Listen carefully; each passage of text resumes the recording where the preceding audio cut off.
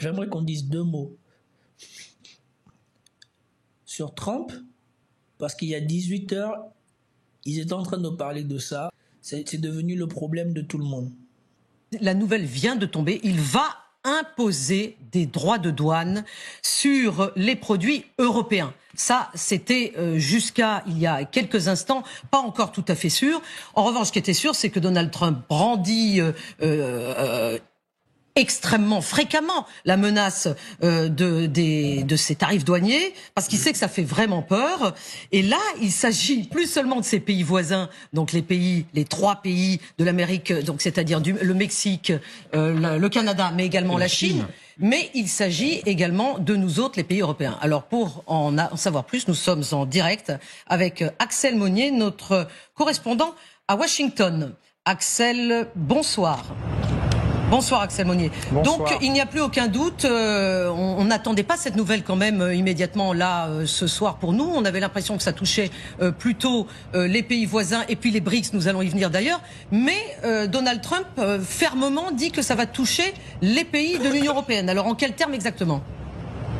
Et franchement, regardez-moi l'idiotie, l'imbécilité de ces gens-là qui sont sur les plateaux télé occidentaux. Elle dit, on se croyait à l'abri.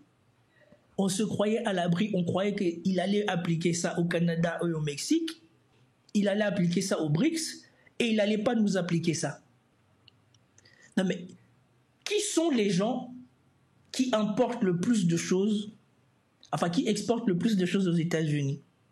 Et qui est le marché qui dépend le plus des Américains? Ce sont ses voisins et ce sont les Européens. Les BRICS, on l'a déjà vu dans une vidéo ici, le BRICS sont en train de créer un marché intérieur qui, à terme, n'aura pas besoin des Américains. Parce que les Américains, eux, ils sont en train de se spécialiser sur les choses de pointe. Et donc, ce ne sont pas les choses de première nécessité que les Américains exportent vers les BRICS. Or, les BRICS, ils ont d'abord besoin des choses de première nécessité et eux-mêmes, ils investissent dans tout ce qui est technologie de pointe pour rattraper leur retard. Mais entre ceux qui consomment le produit de luxe, ce sont les Européens et les Américains entre eux.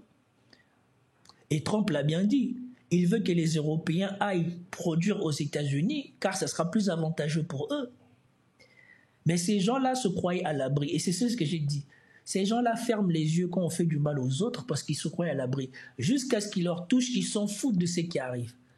Quand c'était autour du Canada et du Mexique, comme nous allons voir ici sur France 24, ça ne leur posait pas problème, ce qu'avait fait Trump. Voilà. Donald Trump a mis à exécution sa menace et lance son offensive commerciale, avec en ligne de mire le Canada, le Mexique et la Chine. Washington impose désormais 25% de droits de douane sur les produits provenant de ses 2 voisins canadiens et mexicains et 10% de surtaxe sur les produits chinois. Ces 3 pays concernés sont les principaux partenaires commerciaux des États-Unis et représentent plus de 40% de ces importations. Leurs réactions ont été immédiates, à commencer par le Canada qui a précisé samedi soir la nature de sa riposte. Des tarifs douaniers de 25% sur 155 milliards de dollars de marchandises américaines. Dès mardi, 30 milliards de dollars de produits américains vont être touchés par ces tarifs et dans 21 jours, ce sera le cas pour 125 milliards de dollars de marchandises de plus. La Chine a aussi réagi. Le ministère du Commerce annonce par communiqué des mesures équivalentes à celles entérinées par la Maison-Blanche. Pékin va déposer plainte contre Washington auprès de l'OMC. Côté mexicain, la présidente a également annoncé des représailles sur les produits américains, sans donner plus de détails pour le moment. Selon Donald Trump, la Chine exporte vers le Mexique des produits permettant la fabrication du fentanyl par les cartels mexicains, ensuite vendus de l'autre côté de la frontière. Il reproche également à Mexico de ne pas suffisamment contrôler les flux migratoires vers les États-Unis. La présidente mexicaine a qualifié ces accusations de calomnie et accuse en retour les fabricants américains de vendre des armes à ces cartels criminels. Elle met au défi Washington de combattre la vente de stupéfiants dans son propre pays. Le président américain n'a pas l'intention de s'arrêter là. Il a confirmé vendredi soir vouloir imposer aussi des droits de douane à l'Union européenne. Absolutely. Moi, ce que j'aime avec cet homme, c'est que lui, il n'est pas là pour faire dans le bon semblant ou dans le faux semblant. Il est là pour son pays, il est là pour les Américains, et moi, je ne me suis jamais voilé la face. Il est là pour les Américains. Et maintenant, et il est là aussi pour diviser le monde, pour que chacun regarde chez lui. Maintenant, c'est ceux qui auront les meilleurs moyens de lutter contre les États-Unis qui vont s'en sortir les mieux. Regardez les Européens, ils ont mis des taxes sur les voitures électriques chinoises. Ça a changé quelque chose pour la Chine? Bien au contraire, c'est eux qui vont pleurer. Dites-vous que maintenant les Européens, ils vont être surtaxés par les Chinois, par les Américains. Comment vont vivre les Européens? Et c'est bien ce que je vous disais la dernière fois. Si tu vis en Occident, ou en tout cas si tu vis en Europe en ce moment, c'est le moment de commencer à te gratter la tête. Parce que ça va être très difficile. À cause de la bêtise par laquelle ils se sont jetés à corps perdu contre la Russie avec toutes leurs sanctions, ils se sont mis une balle dans le pied au niveau économique, au niveau de l'énergie. Et maintenant, Trump, il est arrivé, il est venu surtaxer ou il va surtaxer leurs exportations vers les États-Unis. Et eux, ils exportent que des produits quasi de luxe vers les États-Unis. Et la Chine, elle s'en fout parce que la Chine, elle vend les produits de première nécessité. À moins que soudainement, l'Europe et l'Amérique ne se réindustrialisent pour produire ce que les Chinois produisent pour eux, ils vont être obligés d'acheter. Et les Chinois, ils vont surtaxer ça et l'Union européenne sera obligée de payer. Mais par contre, les États-Unis, toute cette politique va leur être avantageuse, puisque aux États-Unis, on est en train d'assister à la réindustrialisation des États-Unis. Mais je vous dis déjà tout de suite, pour la France, ce n'est pas la peine de rêver, on ne peut pas réindustrialiser la France. Comme l'a montré quelqu'un, je me souviens plus, je ne sais pas si je pourrais retrouver la publication, quand un employeur paye un salarié 100 $, 100 € en France, il est obligé de payer, je crois, 140 à l'administration et le salarié lui-même, il perçoit 75. Tandis que, et en Espagne, et en Portugal, et en Allemagne, quand tu payes un employé 100 €, tu payes à l'administration, je crois, aux alentours de 120 ou quelque chose comme ça. Et ton employeur, ton salarié, il perçoit 80 ou quelque chose comme ça. Donc, pour les Français, si vous regardez, c'est cuit. Et ce n'est pas cuit parce que cet argent-là, soi-disant, va pour le bien des Français. Cet argent a été dilapidé par la classe politique française, par l'élite française. Ils ont tous voulu faire de la politique et bénéficier de privilèges, d'appartements, de je sais pas quoi, de je sais pas si, de tout ce qu'ils bénéficient parce qu'il y avait de l'argent qui coulait. Et ils ont fait ça tellement au maximum qu'aujourd'hui, ce sont les Français qui vivent en difficulté. Mais avec des tels niveaux de prélèvement, les services publics, les hôpitaux, tout ça n'aurait jamais dû atteindre le niveau qu'ils sont en train de connaître aujourd'hui en France. Et donc oui, Donald Trump, il est venu redistribuer les cartes du monde et ça ne va faire mal que pour l'Europe. Parce qu'aux États-Unis et dans les BRICS, ce sont les endroits où le pétrole est le moins cher. Et le pétrole, c'est la croissance. Et donc la Chine achète le pétrole moins cher à la Russie. Les BRICS achètent le pétrole moins cher parce qu'il y a beaucoup de trucs de pétrole chez eux. Et ils achètent ça moins cher entre eux. Aux États-Unis, le pétrole est moins cher qu'en Europe. Et donc les seuls qui vont trinquer, ce sont les Européens. Et ce qui m'abasourdit, c'est que sur LCI, ils vous disent quoi? On se croyait à l'abri. Tu te croyais à l'abri pourquoi? Nord Stream, ça ne vous a pas suffi? Quand on a fait Nord Stream, vous avez vraiment pensé que c'était parce que les Américains, ils en avaient quelque chose à faire, ou Nord Stream a eu des conséquences immédiates sur le prix de l'électricité en Europe et jusqu'à maintenant. Suivons un peu jusqu'au bout les bêtises qui sont dites sur LCI. Alors effectivement, on n'a pas le détail parce que Donald Trump n'a fait que confirmer ce qu'il pensait à la réponse d'un journaliste. Oui, il y aurait des taxes pour l'Europe. Pourquoi ? Eh bien, parce que Donald Trump estime que l'Europe, je cite, s'est mal comportée envers les États-Unis. Et il y a peu de chances qu'il ne le fasse pas, puisqu'il a mis ses menaces à exécution pour ses voisins. Effectivement, 25% de droits de douane pour les produits venus du Mexique et du Canada et 10% pour ceux venus de la Chine. Alors évidemment, pour Donald Trump, le but, c'est d'abord d'augmenter les revenus de l'État, d'équilibrer la balance commerciale, mais aussi d'amener ses partenaires à la table des négociations.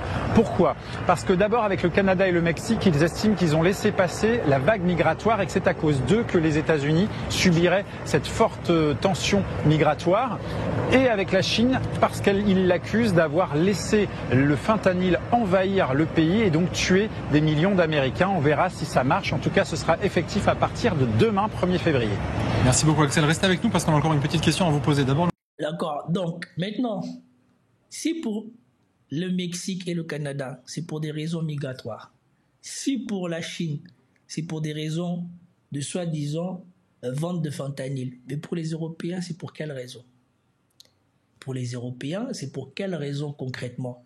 Si ce n'est leur ponctionner de l'argent, si ce n'est que ce sont les laquais qui vont donner leur argent aux États-Unis. Nous a rejoint Frédéric Bizard, économiste et professeur à Sciences Po. Rejoint, parce que vous étiez là avec nous à partir de... Ça m'intéresse beaucoup. Ça m'intéresse beaucoup de voir si on va avoir quelque chose de pertinent de la part d'un énième invité de LCI. De 21h55. Ces fameux droits de douane dont parle Trump, on nous dit qu'ils vont concerner les semi-conducteurs, le pétrole, le gaz, l'acier. Est-ce que c'est de nature à vraiment nous faire peur, nous, Européens ? Tout dépend d'abord du niveau de ces droits de douane. Et, on n'a pas encore le pourcentage, vous avez raison. Oui, ce qui est quand même un petit peu essentiel. Ce qu'on ressent chez Trump là, c'est que d'abord il a fait des annonces comme d'habitude un petit peu exubérantes, et maintenant on est dans une phase de négociation. C'est-à-dire qu'il utilise cette arme des droits de douane pour essayer de négocier, en particulier en Europe, pour que les GAFAM soient mieux traités, comme il le dit, puisqu'il considère qu'ils sont maltraités. C'est-à-dire on a mis à peu près 30 milliards. Il faut voir que depuis 20 ans, on a quand même taxé à hauteur de 30 milliards, en tout cas du fait de notre législation, de la protection de nos données, pour des raisons tout à fait. Mais on a quand même imposé des sanctions à hauteur de 30 milliards. Donc je pense qu'à ce stade-là, avec l'Europe, en tout cas, Trump est rentré dans une phase de négociation avec la possibilité de taxer. On parle de 20% aujourd'hui, puisqu'il l'a pas annoncé, mais on est plutôt sur du 20%, 60% pour la Chine, 25% pour... On s'y perd, hein. Mais bon. Bon, ça commence mal. Officiellement, on vient de dire que 10% pour la Chine, le monsieur dit 60% pour la Chine. Si tu augmentes de 60% de droits de douane pour la Chine, est-ce que les Américains vont pouvoir s'offrir ce qu'on fait en Chine ? Moi, je pose la question.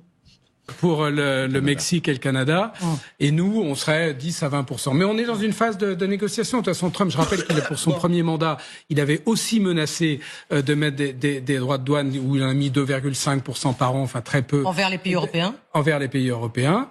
Et donc, on est aujourd'hui dans ce stade-là. Il a augmenté, là, donc si je comprends bien, entre son premier et son deuxième mandat. Il a, dans son effet d'annonce pendant sa campagne, il l'a augmenté. Mais encore une fois, je pense qu'on est dans... Ça veut dire, par exemple, que là, on négocie, on commence à annoncer ça, on négocie pour savoir si ensuite on va appliquer un pourcentage de 2% ou de 25%, quoi. C'est ça l'idée, c'est selon ce que vont donner les négociations. Vous savez, c'est avant tout un homme d'affaires, donc il a un certain nombre de choses à négocier. C'est à multiples variables de toute façon. Bon, concrètement, il nous a rien appris sur ce qui allait se passer.